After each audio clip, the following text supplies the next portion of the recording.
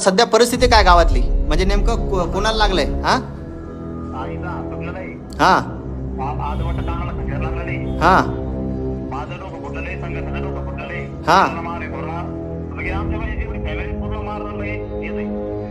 मग बाहेर निघता येत नाही का दवाखान्यात तुम्हाला? बापरे, मग बाहेर मारहाण करायला थांबलेलं बाहेर? हा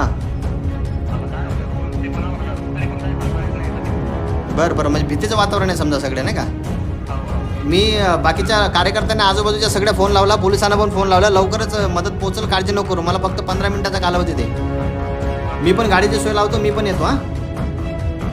सगळ्या समाजाला घेऊन येतोय मी, काळजी नको करू, ठीक आहे? हां ठीक आहे, मी फोन लावलाय सगळीकडे, ठीक आहे? आणि सगळा समाज ऐकतोय, सगळे मदतीला धावतील, काही काळजी करू नको. मी पण येतोय, मी किती रात्र उद्या येतो मी, ठीक आहे? ओके. मंडळी तुम्हाला दिसतंय निलेश गायकवाडच्या आईला लागलेला आहे.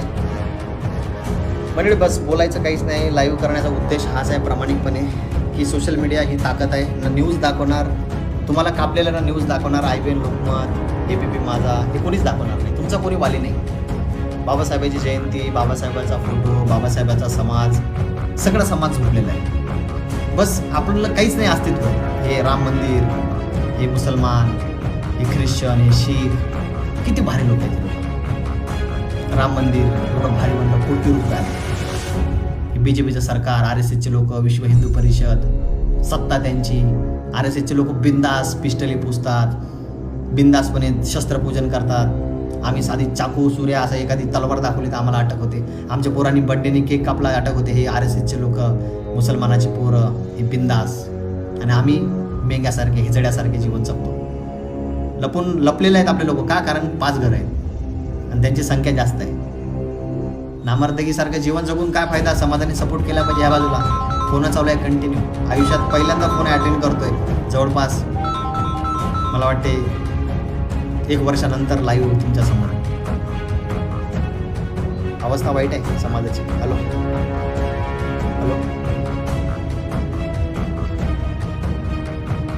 साहेब नमस्कार, बोला ना.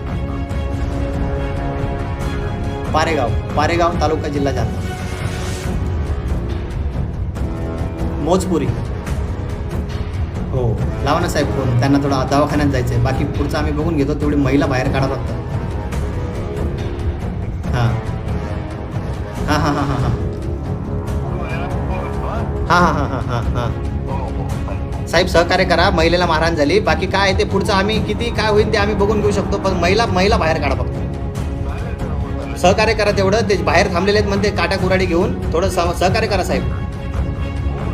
गाडी पाठवा थोडीशी लवकरात लवकर. हो, धन्यवाद साहेब, धन्यवाद. कदीम पोलीस स्टेशनमधून फोन आहे. मंडळी, हे मी म्हणून दूर गेलो होतो या सगळ्या गोष्टीतून. मला हेच म्हणायचं होतं की शिक्षण घेतो, अभ्यास करतो, लॉयर बनतो, समाजावर होणाऱ्या अत्याचाराच्या विरोधात कायदेशीर लढतो, काय नाही, काहीच नाही. माझ्यावर केस झाली, माझ्यावर 506, 504, 153 आहे. मी दंगे भडकवतो, मी पोलिसांना शिवेगाळ करतो, मी गुंडा आहे. समाजाने पण म्हणलं, लोकांनी पण म्हणलं, बस काय नाही. हे पुस्तकं वाचायला प्रयत्न केला, लॉयर बनतो काहीतरी. हे बघा, हे फोटो यायला लागले, हे बघा, हे मारहाण, हे इथं फोटो आलेले आहेत. काय समाजाची अवस्था बदलायली? शिक्षण घेऊन बदलायली? नाही बदलत. समाजाला मारहाण अजून होतच आहे, माझ्या अजून अत्याचार आहे. बघा, हे बघा, रक्त बघा, हे रक्त बघा, हे बघा, काय हे हात बघा, हे बघा, आईच्या डोक्यात बघा, हे बघा, काय याच्या पलीकडे काय प्रूफ दाखवायचं तुम्हाला? हे बघा, हे गायकवाड कुटुंब. ह्याच्या पलीकडे काय अवस्था आहे? हे पेन, मला वाटलं होतं हे पेनाची ताकद लय भारी असेल. या पेनाच्या ताकदीने मला समाजाला जस्टिस मिळवता येईल. नक्षलवादी बनलेलंच बरं गडचिरोलीच्या जंगलात. हे असल्या जातीवादी समाजकंटकांना, या दलालांना, जे आमच्या समाजावर अत्याचार करतात, आम्ही कमजोर आहे, आम्हाला कोण नाही, आमचा कोण वाली नाही, सरकार नाही, आमचं कोण नेता नाही, कोण नाही, असं ताकदवर. म्हणून भीमसैनिक पाहिजे होते मला, फक्त अन्यायाच्या विरोधात सशस्त्र क्रांतीसाठी. आणि त्या क्रांतीची सुरुवात केली होती या बहादराने, या पठ्ठ्याने. एकटाच मर्द या महाराष्ट्रात, या भारतामध्ये, त्याचं नाव म्हणते कशी. आज पण विसरलो नाही दिवस. आज पण हे कमरे लटकलेले आहे, तिकडे तलवार दिसते, हे तलवार लटकलेलं आहे, हे भाले लटकलेलं आहे इकडं, हे वरती इकडे कुराळ लटकलेलं आहे, मागं खंजर बी लटकलेला आहे. पण मला नको, हे हत्यारं नको, हत्याराने क्रांती होत नाही, हत्याराने न्याय मिळत नाही, या पेनाने न्याय मिळेल म्हणून हे पुस्तक आहे इकडे. हे CRPC वाचत होतो आज दिवसभर, हे अभ्यास करतो. हे इकडे हे बघा, हे कायदा आहे, हे सगळे पुस्तक आहे, इकडे सगळे पुस्तक. म्हणलं हे अभ्यास करावं, या अभ्यासानं माझ्या समाजाला न्याय द्यावं, पण नाही. हे रोज घटना ऐकतो, कानाडोळा करत होतो. दीपक केदार काम करतात, अनेक कार्यकर्ते काम करतात जाती अत्याचार. म्हटलं नको, आपण भिक्षू आहे, आपण संन्यासी आहे, आपण शांत राहायचं, नको करायला आहे सगळे, आपण अभ्यास करू, लॉयर बनू. नाही वाटत मला असं, काही गरज नाही वाटते आता लॉयर बनायची. बस एकच आहे आता, अन्यायाच्या विरोधात प्रतिकार, सशस्त्र क्रांती, रेड रिव्होल्युशन. कम्युनिस्ट म्हणलं तरी चालेल, नक्षलाईट म्हणलं तरी चालेल, बिंदास, काहीच फरक नाही पडत आता. जगायला फरक नाही पडत, मरायचा काय नाही, बस समाजासाठी जीव घ्यायचा आणि जीव द्यायचा. बाबासाहेबांच्या अस्मितेसाठी मरायचं, बाबासाहेबांच्या रक्तासाठी मरायचं, बाबासाहेबांच्या जातीसाठी मरायचं, आणि बस हातामध्ये फक्त शस्त्र आणि बंदूक. आणि या जे जातीवादी समाजकंटक आहे, हे दलाल, भडवे, नामर्द, हिजडे झाले, मेंगे, ज्यांनी माझ्या माय बहिणीवरती अत्याचार करतात. एकटं बघून, अरे तुमच्यात दम आहे ना, तुमची मायचं दूध पिलेन तुम्ही, यांना समोरासमोर मर्द आहे ना आमच्यासारखे. 50 तुम्ही 50, आम्ही 100, तुम्ही 100 आम्ही. अरे 28,000 कापले ना या बहादरानं, याच्या पूर्वजांना 500 महारानं 28,000 कापले. त्या रक्त आहे, अजून बी रक्त या अंगामध्ये. फक्त समोरासमोर लढा, असं एकटे दुकटे 5 घरं बघून लढू नका. हे सगळ्यांनो, हे आपल्या समाजाने हे लक्षात घ्या, सपोर्ट करा. आजूबाजूच्या खेडेगावातल्या धावून जा, झोपू नका, बायकाच्या पदराखाली बांगड्या घालू नका, बांगड्या. बाबासाहेबांनी सांगितलं 100 वर्ष शेळीहून जगल्या दिवस एक जगल्यापेक्षा एक दिवस वाघासारखं जगा. जगा वाघासारखं, स्वाभिमानानं जगा. उठा पेटून, अन्यायाचा प्रतिकार करा. रक्त गरम होऊ द्या, तुमच्या माय बहिणीच्या अंगाला हात लावल्यावर ते रक्त गरम होऊ द्या. नामर्द नाहीत तुम्ही, बापाने पैदा केला असेल तुम्हाला. आपल्या जातीला बोलतोय मी उद्देशून, हे हातामध्ये बांगड्या भरल्याने आजूबाजूच्या खेडेगावाच्या लोकांनी धावून जा. अरे काल त्याच्या माईला हात लावला, आज उद्या तुमच्या माईला हात लावणार आहेत ते लोक.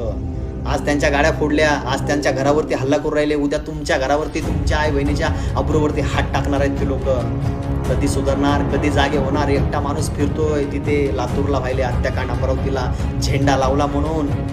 गायरान जमीन, ग्रामपंचायतीची जमीन, सरकारची जमीन, पड जमीन, या सगळ्या जमिनी, गायरान जमिनीवरती 1000 वेळा त्या रमाबाई जाधवच्या प्रकरणासाठी लढतोय. त्या हरामखोर कलेक्टरचे तलवे चाटतोय, त्यांचे उंबरटे झिजवतोय मी. 100 तास उपाशी होतो, पण एकाने माझी केअर केली नाही. हरामखोर एखाद्या कलेक्टरला उडवीन एक दिवस, एखाद्या SP ला मारीन एक दिवस, एखाद्या अधिकाऱ्याला एक दिवस मारणार 100% पिस्टलीने, बंदुकीने. तेव्हा ह्या लोकांना समजणार म्हणते कश्यप कोण आहे. जेव्हा एखादा कलेक्टर उडवीन, एखादा ग्रामसेवक तहसीलदार उडवीन, एखादा नायब तहसीलदार उडवीन, डेप्टी कलेक्टर उडवीन, तेव्हा समजणार यांना की समाजावर माझा अन्याय होतो आणि आम्ही उपोषण करतो तरी आम्हाला न्याय भेटत नाही. त्या वैदू समाजाचे लोक रमाबाईच्या शेतामध्ये अतिक्रमण करतात. आम्ही निवेदनं देतो, आमची निवेदनं कचऱ्यामध्ये फेकतात हे साले प्रशासकीय भडवे अधिकारी. सरकार आमच्याकडून हे कलेक्टरला, SP ला, पोलिसांना पगार आमच्या रेव्हेन्यूमधून जातो. आम्ही देतो घर टॅक्स, आम्ही देतो पाणीपट्टी, आम्ही भरतो लाईट बिल, आम्ही देतो सगळा टॅक्स, शेतसारा, आणि लोकांच्या दरडोई उत्पन्नातून तुम्हाला पगार मिळतो. हरामखोरांनो, दलितांवर होणाऱ्या अत्याचाराच्या विरोधात तुम्ही थोडं बी बोलत नाही. हा प्रधानमंत्री नरेंद्र मोदी, RSSचे सगळे दलाल भडवे लोक साले. आज एवढ्या दिवसानंतर माझा हा विद्रोह फुटून येतोय बाहेर. कधी बोललो नाही. 2021 मध्ये लाईव्ह करायचो, आता लाईव्ह बंद झाले, शांत झालो, कोणाला बोलत नाही, शिवेगाडीने काय नाही. हरामखोरांनो, याचा फायदा उचलायले हे जातीवादी समाजकंटक, याचा फायदा उचलायले हे लोक. आज शांत झालो, आमच्यासारखे क्रांतिकारी बंडखोर हातामध्ये पिस्टल कमरेला लावून तुमचा बाप फिरलेला आहे. बहादर पोलीस स्टेशनला कमरेला पिस्टल लावून फिरणारा हा एकमेव आहे या महाराष्ट्रात. त्याचं नाव भुत्ते कश्यपली आहे. अजून पण ती ताकद, ती रग अजून या छाताळ्यात आहे रे. फक्त हे अभ्यासामुळे शांत झालं होतं, या पुस्तकामुळे शांत झालं होतं. वकील बनायचं, लॉयर बनायचं पण नाही.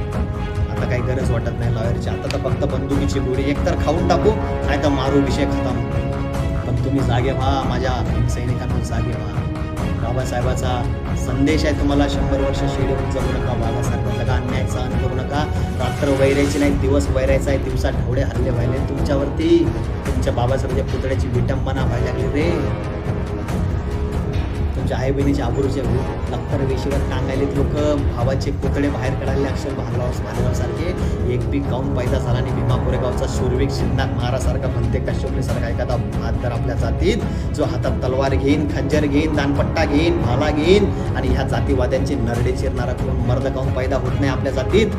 मुसलमानामध्ये कसे आहेत, मराठ्यांमध्ये कसे आहेत, आपल्या जातीत का नाही? राजरत्न बोल ना.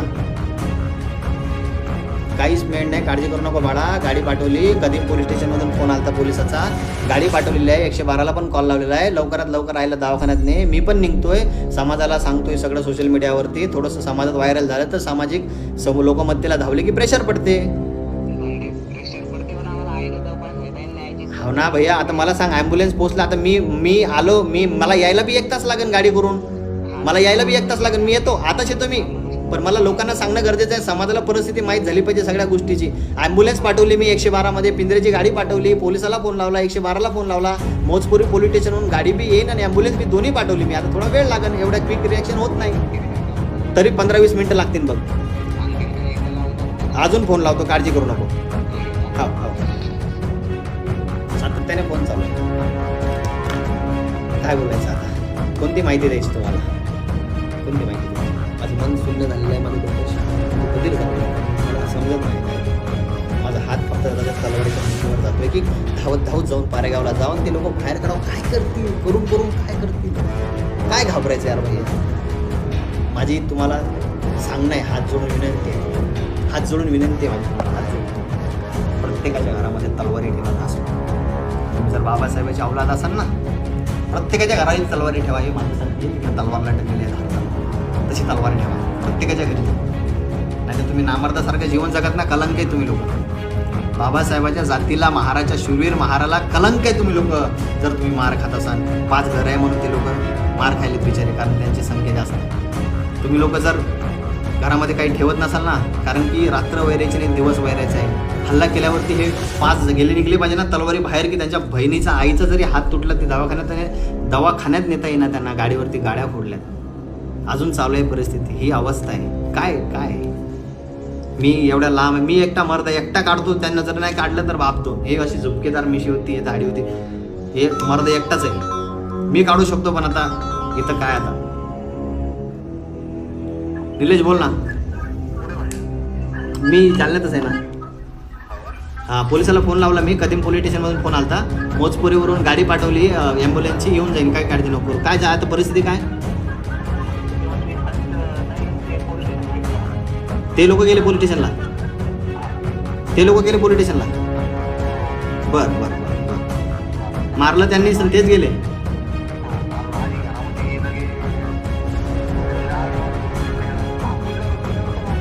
हो ना, लय दुखतं रे.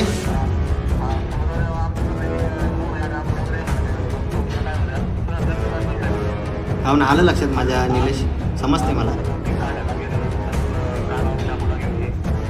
बरं. नाही मी पाठवतो. मी निघतो, मग मी लाईव्ह बंद करतो, निघतो मी. थांब. हां, मी निघतो. गाडीचा फोन लावतो, गाडीवाल्याला फोन लावतो. हॅलो. हां,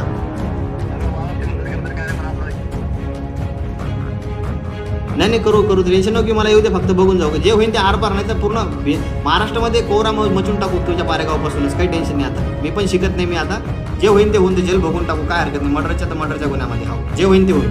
आलोच.